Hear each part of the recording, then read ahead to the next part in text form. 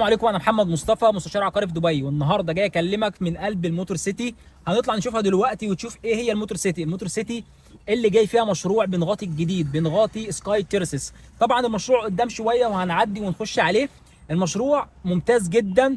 المنطقه علشان تلاقي فيها استوديو فاضي للايجار مفيش. احنا بنتكلم على 6 استوديو موجودين بس على المواقع الايجار، وفي الغالب هم مش موجودين، هم بس موجودين عشان يجيبوا كلاينت. موتور سيتي اهميتها كموقع استراتيجي، عدد الوحدات. هي اولا عشان نكون فاهمين الموتور سيتي زي ما انت قدامك شايف دلوقتي على الخريطه، هي عباره عن 30 40% للمضمار السباق للسيارات، ده بيتم فيه بطولات دوليه ضمنها الفورمولا 1.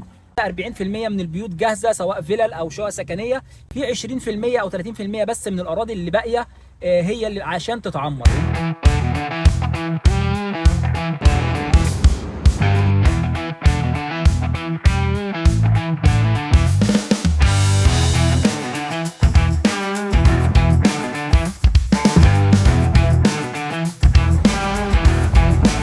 بنغاطي واخد قطعه ارض مميزه جدا على الزاويه من بره خالص. الجميل ان الكوميونتي هو اسلوب حياه رائع جدا، في اكتر من مئات المحلات والمطاعم والريتيلز شوب. ده احد مصادر الطلب على الايجارات في المنطقه. كمان في مكاتب تجاريه داخل المنطقه ذات نفسها، فبالتالي برضو عندنا مكاتب وموظفين وشركات. كل ده بيخلق طلب على المنطقه. المنطقه ايجارها عالي جدا، يعني العوائد الايجاريه 80 90 الف 100 الف درهم في السنه كشقه غرفه وصاله. الاستوديو دلوقتي بنتكلم في 60 الف درهم ومش موجود. طلب عالي جدا مقابل معروض قليل تماما. فانت بتاخد حاجه اوريدي مضمونه للايجار بتاعها، مضمون العوائد الايجاريه بتاعتها. هيعمل ابريشيشن نظرا لان برضو الطلب عالي جدا. النقطه الجوهريه ان بنغاطي هو اول واحد هيسلم في 2027، فبعديك اقرب تسليم في 2028. فانت اوريدي هتكون استلمت واجرت وعملت اعاده بيع، والطلب عليك عالي عقبال ما يجي وحاجات تانية تتسلم في نفس المنطقه. فانت بتاخد استثمار بيور جدا جدا، عالي الطلب، سهل جدا الايجار، من مطور موثوق زي المطور بنغاطي اللي ليه شراكات كبيره جدا مع براندات عالميه زي جيكوب اند كو للمجوهرات والساعات الفاخره، بنغاطي بوجاتي مع براندات السيارات دي اللي هي بنايه بنفس الاسم. يعني كمان عندك بنايه بنفس الاسم اللي هي مرسيدس، اللي هي بالشراكه مع البراند مرسيدس. وده بيدل على قوه المطور بنغاطي، وقد ايه ان الشركات العالميه دي عندها الثقه الكبيره في المطور ده عشان يعملوا معاه مبنى ايقوني باسمهم هنا داخل الدوله. هنشوف ايه اللي موجود. ممكن نطلع بس في الحته دي كده، دي تعتبر السنتر. صدقني حياه فايب جميله جدا. عايز اقول لك احنا عشان بعد كده هوقف يعني مش هتكلم، بس هنمشي في الكوميونتي او في المكان ونصور. عايز اقول لك سبينس موجود هنا. سبينس ده واحد من اكبر، يمكن الناحيه الثانيه موجود قدام اهو سبينس. سابوي موجود برضو. مستشفيات، عيادات طبيه موجود، صيدليات، لايف فارماسي موجوده هنا، تايم كافيه معروف، ستار بوكس، براند فور ليس موجود برضو، اللولو هايبر ماركت واحد من اكبر السوبر ماركت اللي موجوده في الامارات، والبراند القوي جدا معروف اللولو موجود برضو قدام. براند فور ليس قلنا عليه. بكلمك كمان على البيك موجود هنا، الريتيلز والشوب اللي موجوده، المحلات والمطاعم، البنيه التحتيه ممتازه جدا. الطرق مش اسفلت، الطرق هي انترلوك كلها زي التراس الكلاسيك شويه. المباني كلها مباني واطيه، هيبقى عدد قليل جدا من المباني اللي عندها الهاي رايز بيلدينج، فده هيكون موجود من ضمنهم بنغاطي اكيد. طبعا بنغاطي مشروع، في بنغاطي وفي مشاريع ثانيه، بس هو ده اللي فيه افيلابيلتي للسيلينج دلوقتي هو بنغاطي للمبيعات. بنتكلم على بقيه الكوميونتي، هو عباره عن فيلل وشقق سكنيه مباني منخفض الارتفاع زي ما هنطلع دلوقتي وهنشوف. المنطقه جميله جدا لاسلوب حياه جميل. موجود المنطقه على شوارع رئيسيه وعده مداخل ومخارج، على شارع حصه وعلى شارع الشيخ محمد بن زايد برضو قريب منك جنبيك. بينك وبين الداون تاون 20 25 دقيقه. بينك وبين دبي مارينا والجي بي ار ونخله جبل علي او نخله الجميره بنتكلم من 15 ل 25 دقيقه. سهوله الوصول، في توسعات بتحصل، في مترو يدخل المنطقه في المستقبل. فكل ده هيساعدك انك انت تعمل عوائد ايجاريه عاليه جدا، وهيحافظ لك دايما على الطلب باستمرار مع نقص المعروض وزياده الطلب. فانت بتضمن كل حاجه، بتضمن الايجار يزيد دايما باستمرار، وبتضمن كمان اذا حبيت تعمل اعاده بيع تبيع بسرعه، واذا كمان حبيت تعمل اعاده بيع تكسب من استثمارك. دلوقتي بدأ الحجز في مشاريع بنغاطي، بناخد اهتمامات الفترة اللي جاية خلال اسبوع ولا حاجة هنقدر نحدد الوحدات. المساحات ممتازة جدا. الاسعار بتبدأ من 774 الف درهم للاستوديو، 774 الف درهم للاستوديو. في نفس المنطقة هنا جميلة قوي جدا جدا للاستثمار، في غرفتين وصالة وفي 3 غرف وصالة. مساحات جميله جدا. الكوميونتي المبنى هايل جدا، في كريستال لاجون او في شاطئ صناعي، مناطق العاب الاطفال، باربيكيو اريا، خدمات راقيه جدا، جيم داخلي، جيم خارجي، عندك سينما داخليه، معروف بنغطي بالكواليتي والتشطيبات والخدمات. طبعا ما فيش ولا كلمه. هنطلع دلوقتي نشوف الكوميونتي عامل ازاي. ادي الكوميونتي دي كلها، دي كل اللي قدامنا دي كلها بوليفارد محلات زي ما انت شايف كده، من اول دي دخل مدخل المنطقه من هناك. فكل دي محلات تجاريه زي ما قلنا، سابواي، عندنا طبعا ويلز، ستاربكس، كافيه، سبينس، صيدليات لايف طبعا، رضا للصرافه او الصرافات موجوده، البيك قدامنا، ادي تايم، وادي زي ما احنا شايفين المنطقه هي عباره عن منطقه ريتيلز كبيره جدا، زي ما بنتكلم هي منطقه شوبينج، منطقه تسوق ممتازه جدا. قدام هنخش نشوف قدام لسه البراند فورليس واللولو هايبر ماركت. في ابديت على المنطقه زي ما انت شايف البنيه التحتيه موجوده عامله ازاي. كل دي منطقه الموتور سيتي زي ما احنا شايفين. فالايجارات اتوقع هتبقى دايما عاليه جدا جدا. كميه المحلات دي يعني ناس شغاله، يعني ناس بتدور على سكن للايجار، ناس بتدور على شقق للتملك. ومع زياده الطلب دايما باستمرار، الكواليتي تبع البشر او الكواليتي تبع المنطقه عاليه جدا، سواء السكان فسهل جدا تأجر بعوائد عاليه جدا. زي ما احنا شايفين كلها، يعني حتى في قدام مجمع طبي او مجمع طبي، وفي مستشفى برضو قدام. وغير كمان غير طبعا مضمار السباق ورا هنا كده، ممكن نسمع صوت العربيات واحنا سايقين شويه كده ونشوف الكوميونتي. المطاعم بقى موجود وكافيهات وكل اللي انت عايزه. الموتور سيتي ذات نفسها او منطقه المضمار طبعا دي بتخلق برضو فيها ناس كتيره شغاله، بتخلق لك نوع من ايجارات الهوليدي هوم. ناس هتبقى جايه تعمل سباقات ولا حاجه، فمحتاجه تقعد اسبوع او تقعد شهر، او على ايا كان المده اللي جايين يقعدوها. فبالتالي الفعاليات اللي بتحصل هنا كلها انت تقدر تاجر هوليدي هوم. بس حتى لو ما اجرتش هوليدي هوم فاعتقد الطلب عالي جدا. شوف كميه السيارات اللي داخله، دي كل الناس دي راجعه دلوقتي من الدوام. شوف كميه الشقق اللي موجوده دي كلها متاجره. فاحنا بنتكلم على هاي ديماند جدا جدا، والسبلاي قليل. زي ما احنا شايفين المنطقه كلها ساكنه. ورا الشقق دي كده في فيلل موجوده برضو ساكنه وكلها جاهزه ومتاجره. او الناس اصحاب الفيلا الموجوده يعني جاهزين. ملاعب الجولف جنبينا قدام كده على طول. الداون دبي مارينا والجي بي ار ربع ساعه زي ما قلنا، وربع و25 دقيقه للداون تاون. زي ما انت شايف كده، اديك شايف الكوميونتي حيوي جدا جدا جدا، عليه طلب ممتاز جدا يعني. هنخش دلوقتي نكمل بقى الرحله بتاعتنا بالسياره، ونخش نشوف بقيه الكوميونتي عامل ازاي.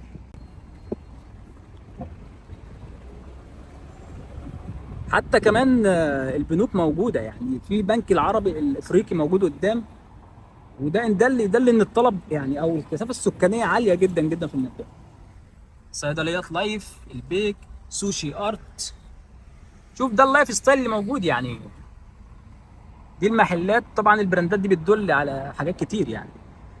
باسكن روبنز تبع الايس كريم اهو، باسكن روبنز. كان كافيه.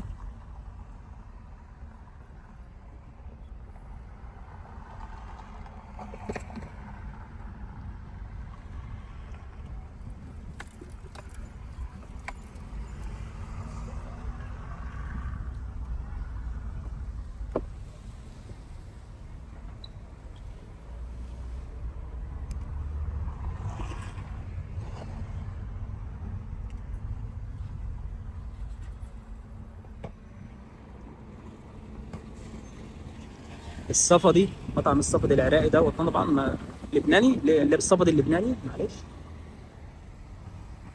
كارفور عندنا.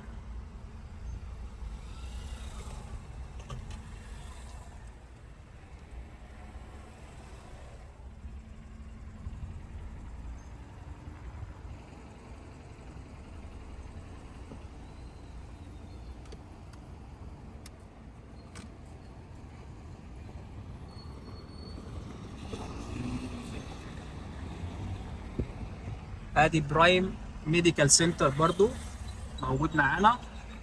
برايم ميديكال سنتر، فبرضو دي كده اللي هو مجمع طبي اللي هو اسمه برايم ميديكال سنتر. ممكن نعدي على ارض بنغاطي برضو نشوفها.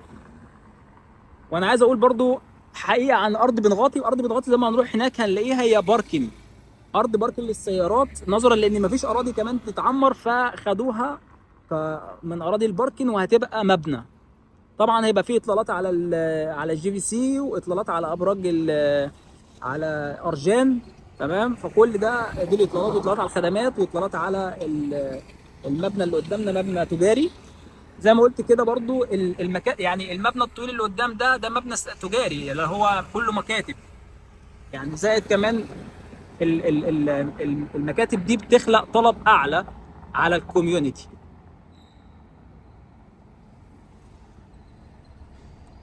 طبعا المكاتب دي برضو بيبقى فيها ناس موظفين شغاله بيجي يأجروا عندنا يعني.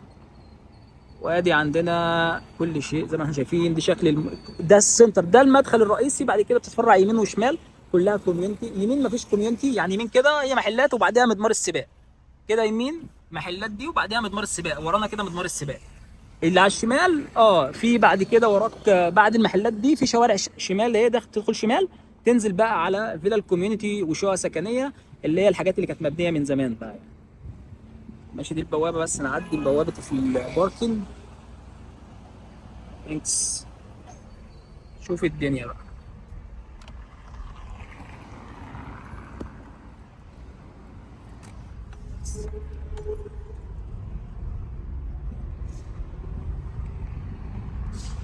وادي هنا فريش فيفا سوبر ماركت.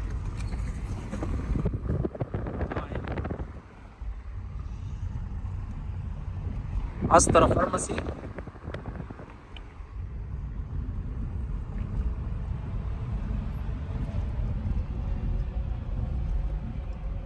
صوت مدمار السيارات اهو، صوت السيارات. هنلاقي قدام بقى هنا كده البنك العربي على الشمال. طبعا في بنايات برضو هنا قربت تتسلم تانية، بس احنا بنتكلم اقرب تسليم هيبقى بنغاطي السنة اللي جاية. طبعا مطاعم بقى وحلاقين وكافيهات ملك الطاووق. مركز السيارات او معرض سيارات، كل ده موجود.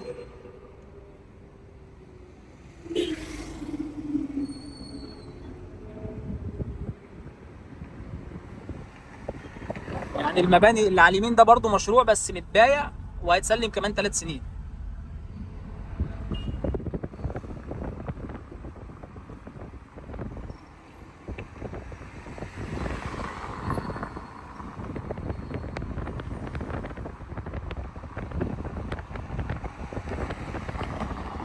كمان تعاونية الاتحاد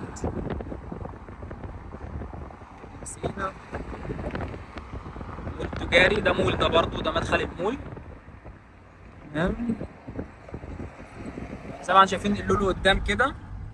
تمام، ادي اللولو على اليمين. هو احنا المفروض ندخل لبنغاطي من هنا بالظبط كده. المبنى هيبقى نخش يمين كده، بس احنا هنروح ونرجع ندخل لبنغاطي عشان بس نشوف اخرتها. طبعا اخرة الشارع ده بيبقى فيه شارع حصة او شارع. بيبقى شارع حصة في اخر الشارع ده كده، تقاطع شارع حصة. فانت عندك مدخل من عند شارع حصة، وعندك مدخل تاني من عند شارع شارع الشيخ محمد بن زايد.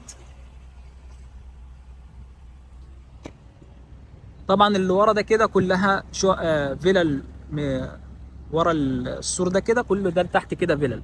زي ما احنا شايفين كده النخل كده والاشجار دي عند الفيلل.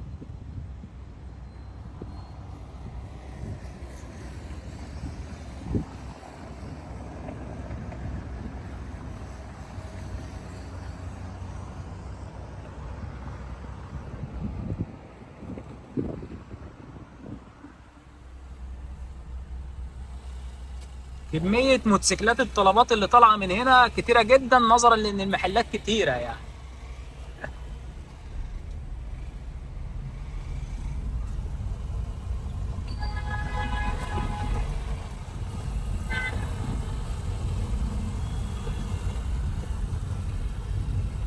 اللولو على اليمين.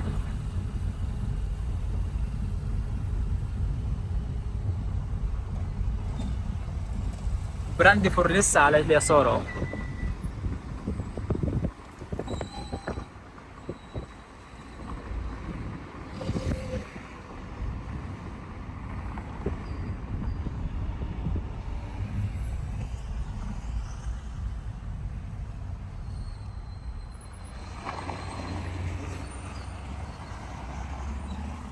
كله برضه هنا اهو اللولو، وتحت محلات تجارية.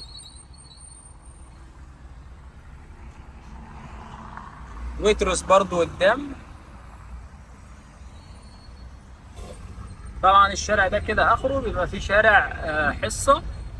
لو اذا خدته يمين تطلع على شارع الشيخ محمد بن زايد، واذا خدته يسار تطلع على الامارات العارف. طبعا احنا هنعمل يوتيرن ونرجع. وبالمناسبه هنا في ويتروس، ده احنا كنا بنتكلم عليه اهو، برضو ده سوبر ماركت كبير جدا برضو. بالنسبه للمدارس فهي الناحيه الثانيه كلها مدارس، فانت بينك وبين المدارس بالظبط 10 دقائق ولا حاجه، اللي هو الاتجاه الثاني ده في السبورت سيتي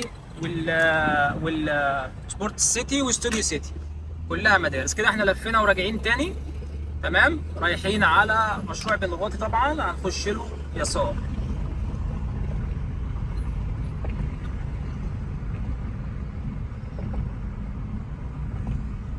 شوف قطعة أرض بن غاطي.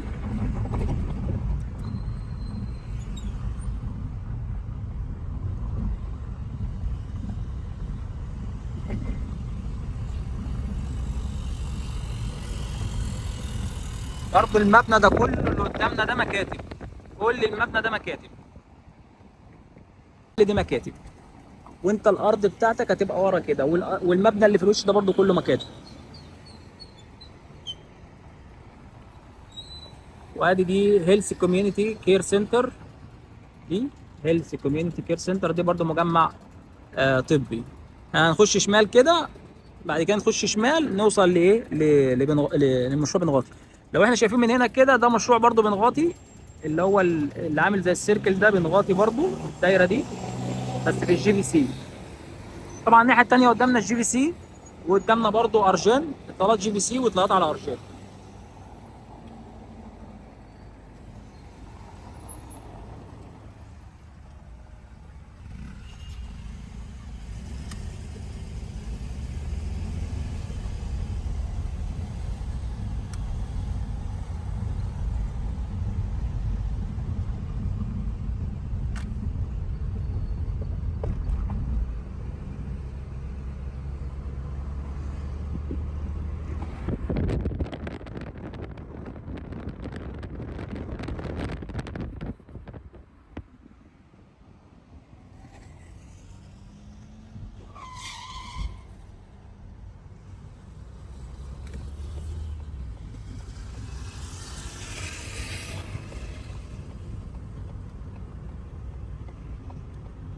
كده لو كملنا قدام على طول هنروح لمضمار السباق، بس احنا هناخد يسار نروح عند ارض بن غاطي.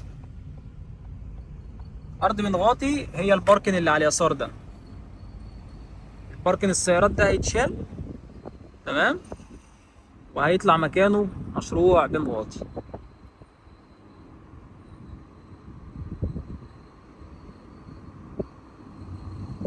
قدامك هنا في مكاتب تجاريه بتتبني هنا الجنب ده.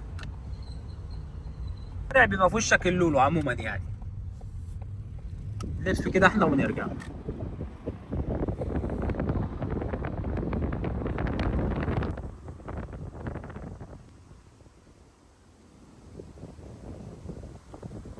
كل دي الارض.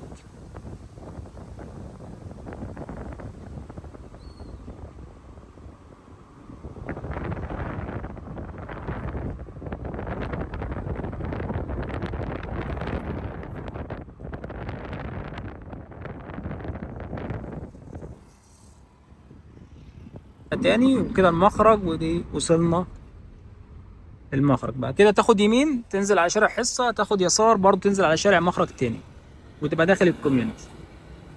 وبكده نبقى خلصنا الفيديو. طبعا النهارده المشروع بالمنطقة، واذا مهتم في التفاصيل سجل معانا وبنتواصل معاك، او ابعت لنا رسالة على الواتساب اللي يظهر قدامك وبنتواصل معاك. الحجز بدأ بالفعل دلوقتي.